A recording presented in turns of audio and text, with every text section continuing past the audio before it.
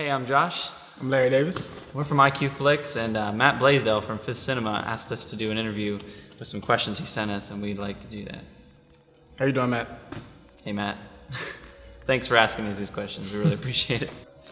So Matt, his first question to us was how he got started in filmmaking. I guess I'll turn that one over to you first. You can do that. It was fall 2011 when I was back home. I had just started college in Pensacola, Florida. I met this guy who was holding this acting workshop. And I got involved with him in his company, and he just kind of trained me and showed me the basics of everything. His name was Elrico Tunstall. And I moved here to Lebanon and attended Cumberland University. And that's where I met Josh, the second semester of my freshman year. And that's pretty much how I got started. I guess I started filmmaking. My friend Max Hessen, in high school, he was doing like goofy music videos. And the first one I was ever in, I had a wig on and I played a girl. And I made this stupid, I was like, gross. It was really weird. But that was actually my first experience with video. And I was like, I don't know why I wanted to do it after that. It was super weird. But I was like, dang, this is what I want to do. Met up with my friend Jay Miller, and we started doing films in high school, and he moved to Indiana, and I came here and met you guys, and then we started just pumping it out, dude. Started making it happen. Yeah. The second question was, what advice do you wish someone would have given you before you started making films? How did you answer that one first?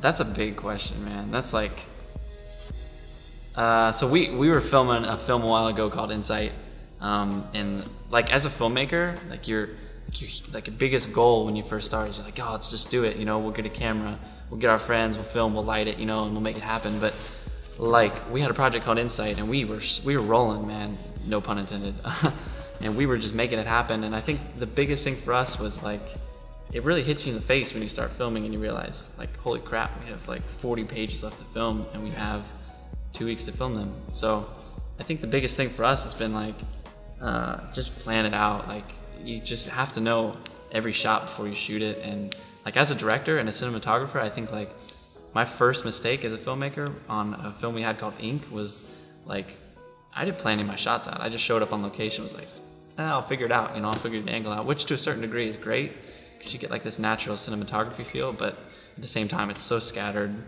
Just plan things out. I think that's the biggest thing. Yeah. And have lots of hard drive space later on. And to branch off of that, patience. Oh my goodness! Like when you're at home and you're watching a movie, all you see is the movie. You don't see the process. You don't really recognize that it takes 24 hours to do a 5-minute scene. You don't really that doesn't really register. And I really didn't understand that until we started making films.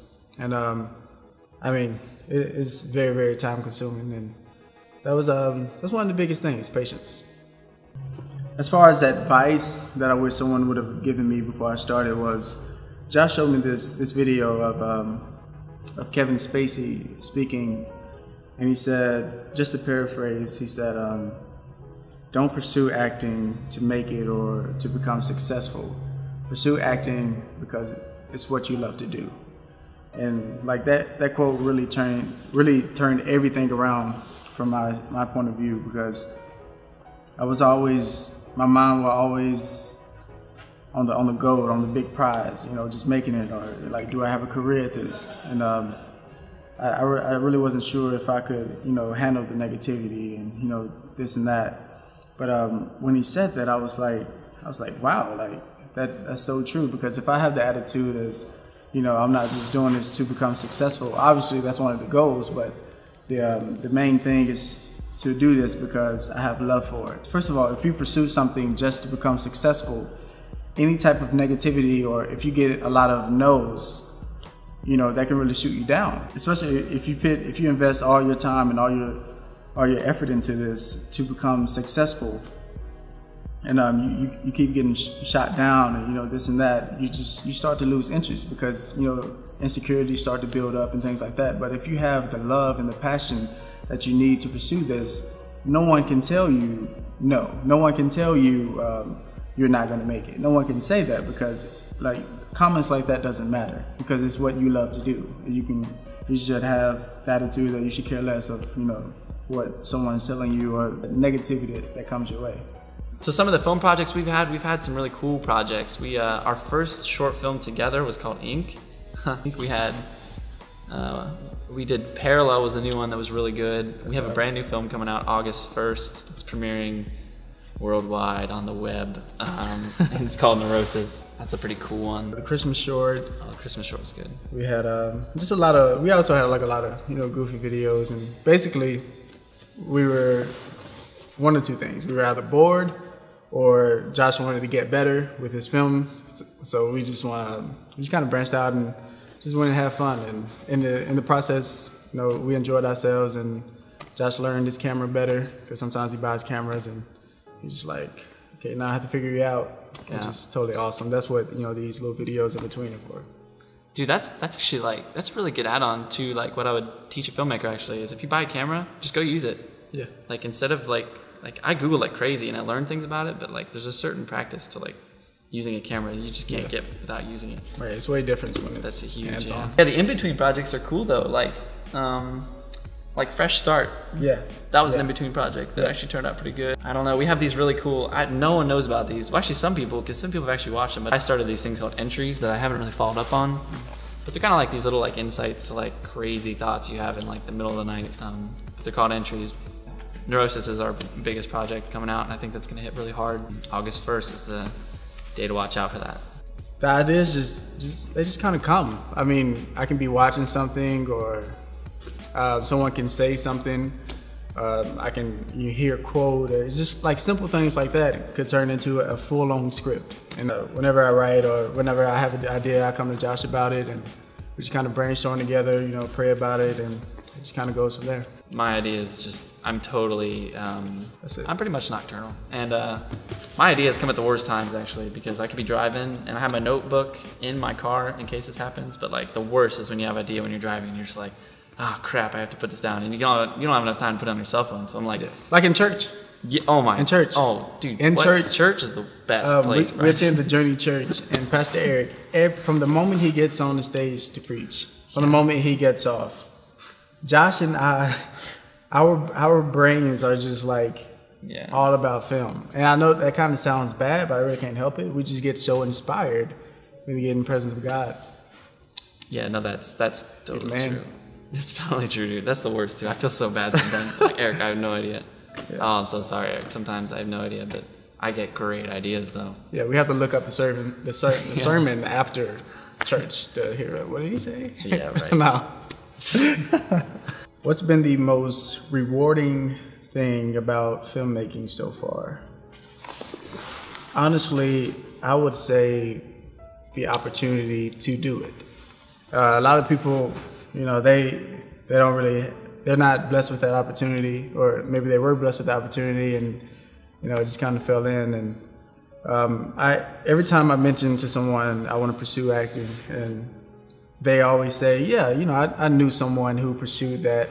I wanted to pursue that one day, or they always seem to know someone who wanted to pursue it, but it never happened. And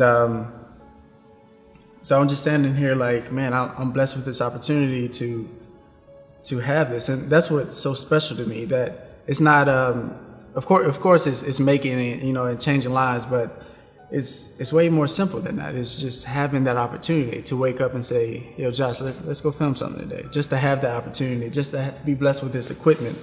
That's the goal to me. No, I think building off of that, the most rewarding thing for me is, recently I've noticed, it's our senior year now in college, and we are now from the point where we're students, and now we're starting to become teachers to people. And I think that in itself is super rewarding, because recently I've been asked to teach interns and stuff, and I've been asked to actually get interns for me, which is really weird. But the fact that people want us to teach them, and seeing Facebook messages, seeing tweets, seeing texts from people who have nothing, and having videos sent to me from other countries so people want me to review them is super rewarding. That's happened, and I'm so appreciative of that stuff. That I've kind of hit this climax in our lives where it's we have the potential to give people feedback is crazy. Usually we're the ones please watch this, please look at this. Exactly. Yeah. And having someone come to us do that is just super rewarding. It's just so humbling. That's a good question, Matt. What are our biggest challenges? I think there's a ton of challenges as a filmmaker. Like it's like trying to climb a mountain with like none of those rope things. You're just trying to make it, man. I think money is like a really big challenge, but I don't want to be stupid and say money, but money's a really big challenge for us. Yeah, that's definitely one. Because we have like, we're lucky right now because we have all this equipment now, but oh my gosh, there was times where I was like, do I buy a camera or do I like eat for like the next week? And I bought the camera and I struggled for the next week. But it's totally paid off, but that's been a really big challenge. It's like, it's been money. Like, that's scary. Money's scary. Definitely. I definitely agree with that. And just, again, just coming back to that patience thing, I always struggle with patience. Like when I'm hungry for something, I want it now. I don't like the process. I don't like having to wait for stuff. Like I feel like if I want it, if it's in my life, it should be now. And things don't work that way, obviously. You know, we're still in Lebanon. But I just prayed about it, and I learned that patience is the key. It's definitely a vital part in this industry. And aside from like materialistic things like money and equipment and all that, I think it's patience and just keeping your faith. It's nothing but negativity when we tell someone we want to pursue this type of thing, because they don't really understand. They see people who didn't make it. It's a lot of times it's not really positive, to be honest. It's how many actors are waiting tables, But realistically, a lot of actors are waiting tables in between those acting jobs, but they don't understand that. But yeah, it's like honestly, I don't mind talking about religion because these are personal questions. But just being a Christian, you being teach about faith and just being able to keep faith, just being your faith in God and not man. So that's definitely helping this industry, because that's really one of the main things you have to have, because in this industry there's no promises. So that's the biggest challenge, just staying focused, staying humble, and just keeping your faith. Matt's next question was, how would we describe our approach to the filmmaking process? So usually we just, like you said earlier, we get together, we throw ideas at each other. We go through this process where we got to plan it and we got to make sure the script's right. And then after that point, it's just the hardest thing, honestly, for the process is like finding locations, because we're independent filmmakers. Yep. We can't afford a studio or anything, but just asking favors, I think that's part of the process. You ask a favor, try to shoot here, shoot there, but then once we actually start filming, it doesn't stop. I definitely agree with that. Just getting started is definitely the hardest part with anything, really. Whenever we get an idea, we brainstorm together and we listen to Hans Zimmer soundtrack, Dark Knight.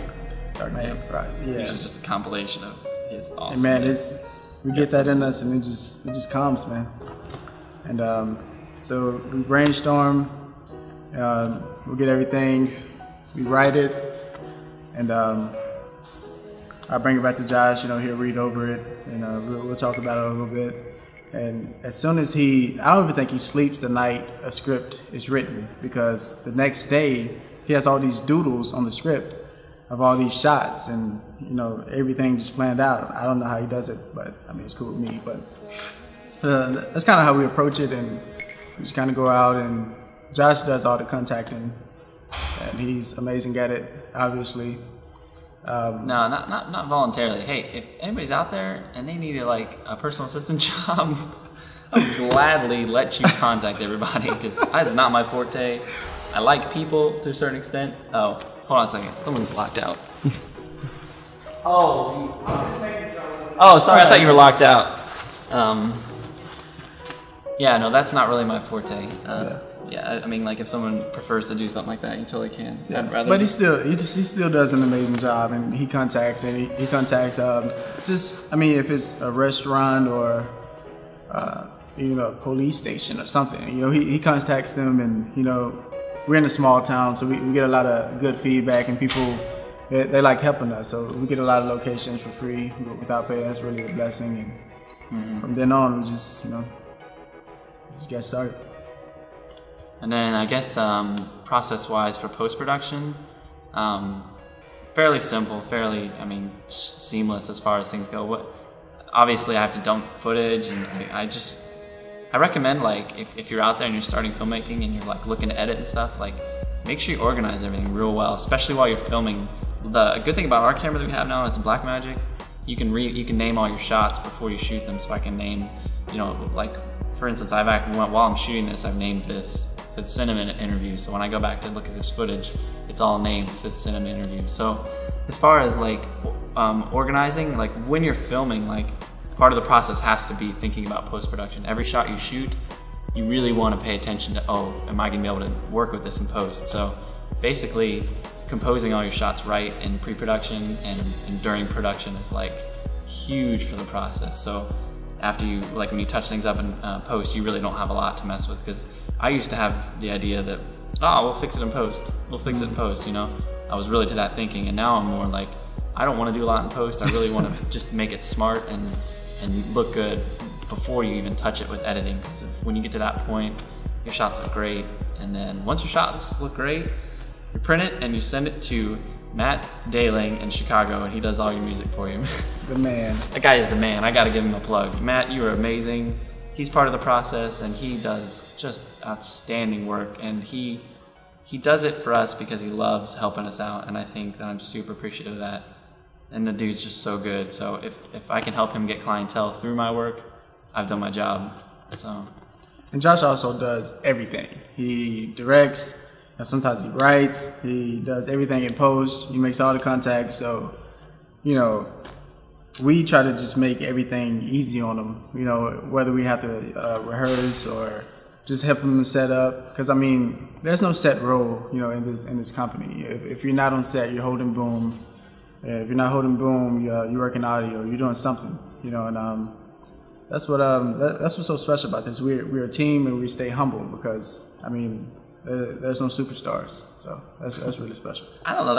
It's an interesting question to ask, like advice for someone who wants to study filmmaking, because like studying filmmaking and filmmaking is so different. Someone who studies films, I feel, is more of like a critic. So I don't really know how to approach this question. We don't study. We watch films, and we do. Like, we we'll watch films, and if we like it enough, we recognize what's good and what's not, and we learn from them. Or as far as studying filmmaking, we don't necessarily have a set film program here at Cumberland University. So we'll watch a movie and like get super pumped about one shot. We'll be like, oh my gosh, play it back, play it back. And we'll watch it like 10 times, and I'll show these guys like everything I can about it, and we'll say, we got to do this. And I mean, that's basically as far as it goes, though. If you have the love and the passion, like everything just comes. I mean, it'll all come natural. Sorry, film studiers. I don't know what to tell you. Yeah, no offense to you guys. Like, definitely pursue that. Definitely. Because if we had the chance, if it wasn't so expensive, you know, we'd definitely probably, you know, look into that. But we're not going to sit here and tell you that we just study film, because we don't really study it. We just kind of, you know, we just kind of do it. Yeah, okay. Matt's next question was long-term filmmaking goals. And I think that's a really hard question to answer, because I think as a filmmaker, it's really hard to make plans. If I were to plan out 4 years ago to now, I never would have guessed I would have been right here sitting in this seat. It's really hard to say, oh, 10 years down the road, I'm going to be making films. I'm going to be doing this. I'm going to be doing that. I have dreams and hopes to be doing that.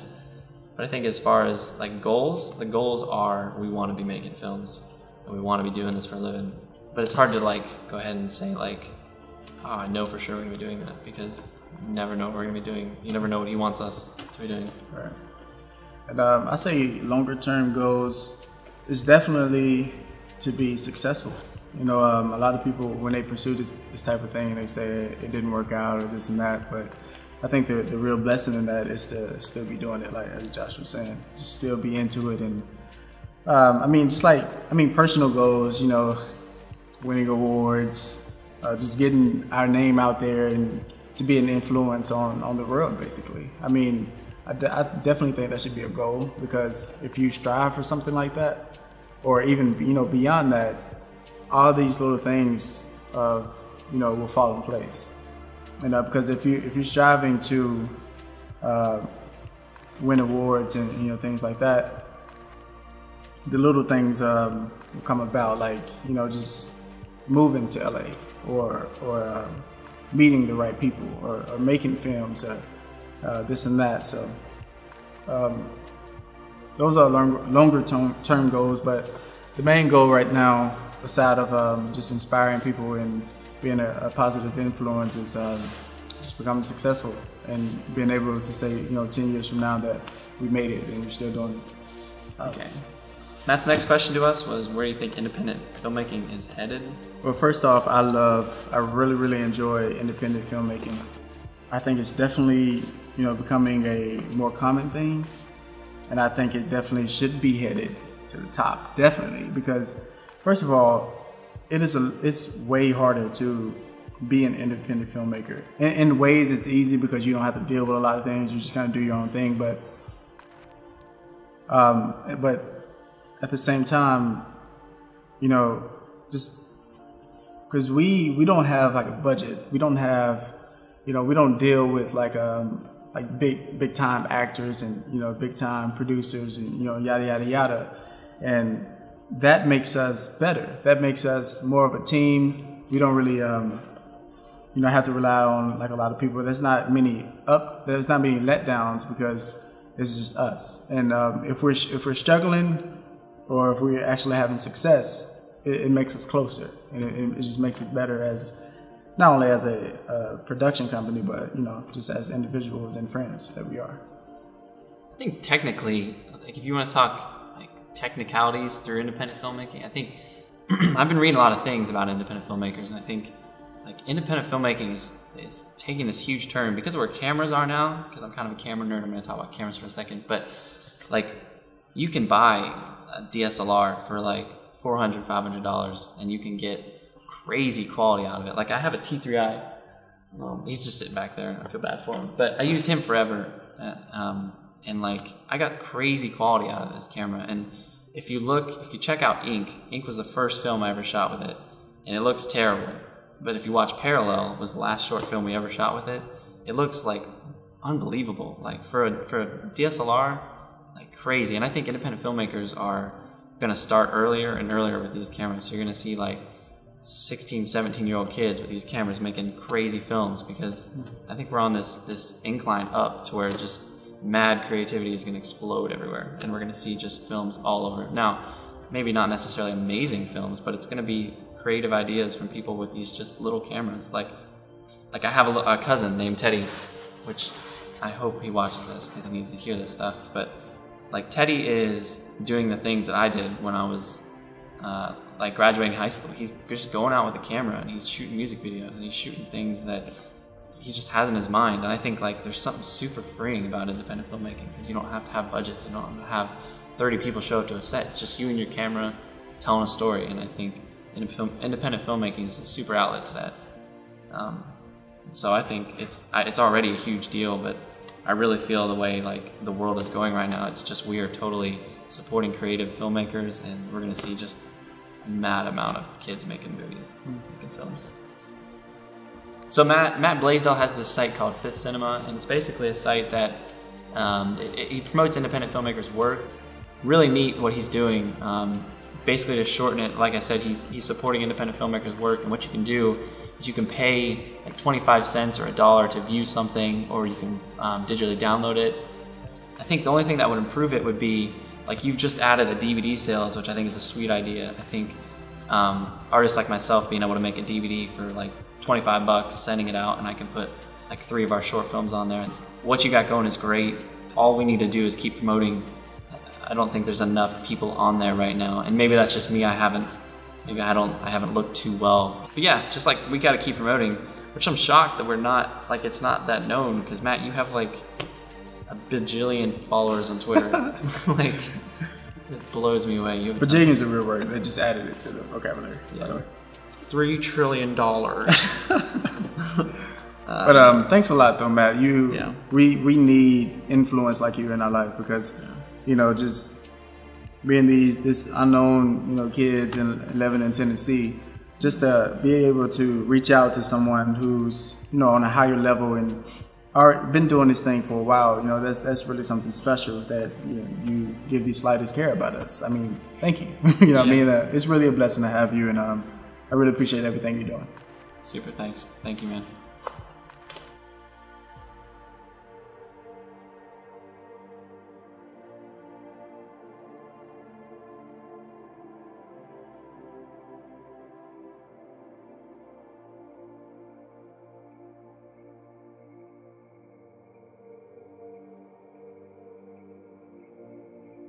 But that is the hardest part, is getting started. Oh my goodness. You know, we can talk about it, we can plan it out. Tape broke. We can plan it out, and just getting started, you know.